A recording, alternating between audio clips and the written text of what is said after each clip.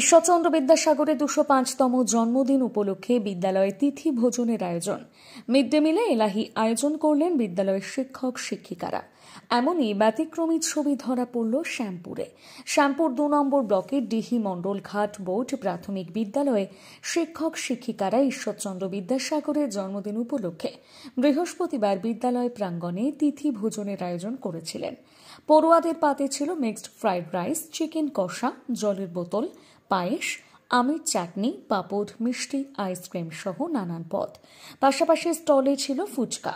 এই কর্মসূচিতে উপস্থিত ছিলেন শ্যামপুর ২ নম্বর ব্লকের বিডিও সঞ্জু গুহ মজুমদার, অবর বিদ্যালয় পরিদর্শক বিনীত পান, শ্যামপুর ২ নম্বর পঞ্চায়েত সমিতির কর্মাধ্যক্ষ সোমনাথ গড়াই সহ অন্যান্যরা। ঈশ্বরচন্দ্র বিদ্যাসাগর মহাশয়ের ২০৫তম জন্ম জয়ন্তী উদযাপন উপলক্ষে শিক্ষক শিক্ষিকাবৃন্দের আর্থিক সহযোগিতায় একটি তিথি ভোজনের আয়োজন করা হয়েছিল।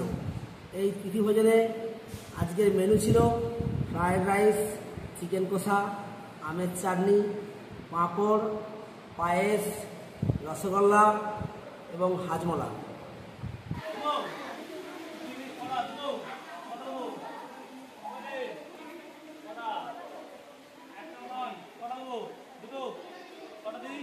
তুই নিবি তুই